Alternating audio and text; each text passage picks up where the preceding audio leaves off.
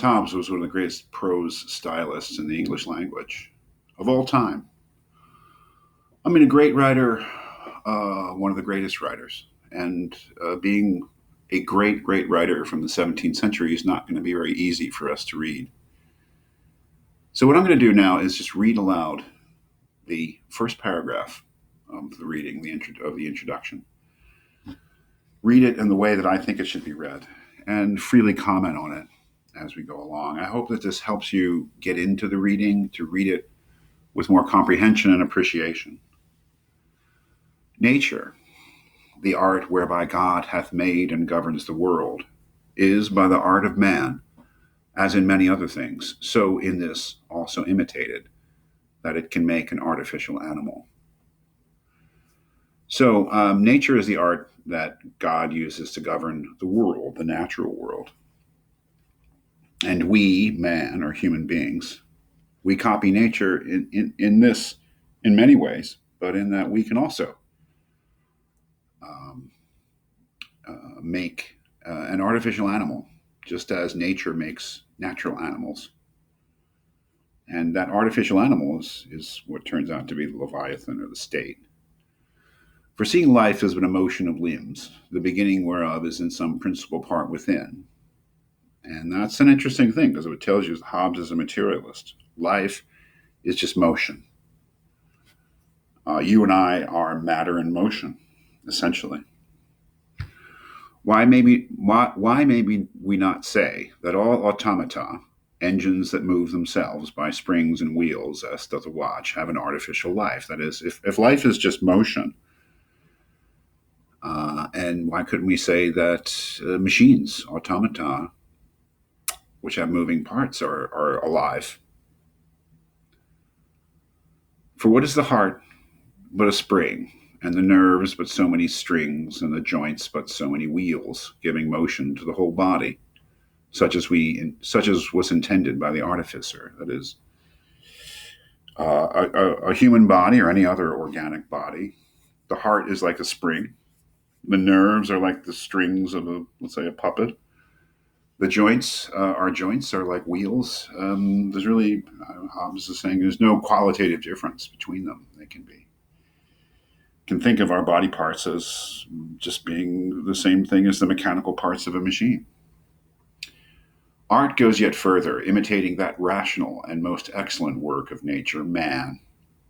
For by art is created that great Leviathan called a commonwealth, or state, in Latin civitas, which is but an artificial man. This is the substance of this book, the Leviathan, the great beast, the monster from the Old Testament. Mentioned in the book of Job, the Leviathan is the great sea monster. And it's just a huge thing, the Leviathan. That's why he uses the word Leviathan. But the Leviathan is just an artificial human being created by human beings.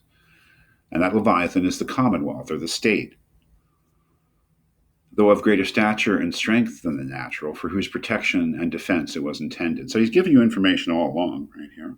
It is. He's letting you know that we create the state in an artificial way, just like we create machines. And that machine, called the state, is like an artificial individual human being, but much larger and more powerful. And, as he says, it's for the protection and defense of human beings. That's why we created it. And in which the sovereignty is an artificial soul. The sovereignty it's what makes a government legitimate. It's what gives it the authority to make law, for instance. The sovereignty is an artificial soul, like the principle of life, as giving life and motion to the whole body. The magistrates, the government officials, and other officers of judicature and execution, artificial joints. Reward and punishment, by which fastened to the seat of the sovereignty, every joint and member is moved to perform his duty, are the nerves. All along, he's giving you information. Right there, he's comparing the principle of reward and punishment to the nerves of a human body. And he's also told you that it's the promise of reward and punishment that actually gets people to do things. So it gives you a sense of what his politics will be. That do the same in the body natural. The wealth and riches of all the particular members of the strength, salus populi, the people's safety, its business, Counselors by whom all things needful for it to know are suggested unto it are the memory, equity, and laws, and artificial reason and will, concord, health, sedition, sickness. See what he's doing?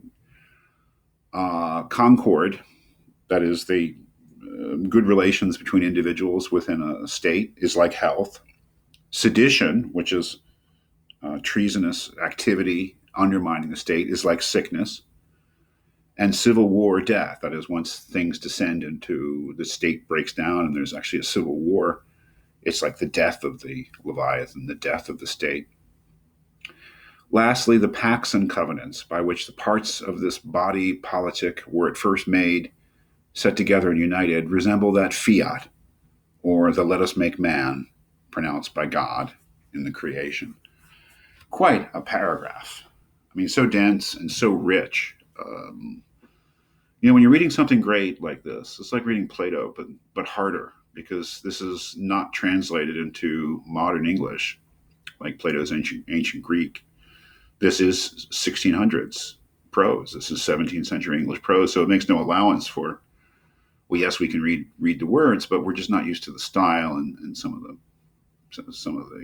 the grammar and things like that. But it's well worth looking at.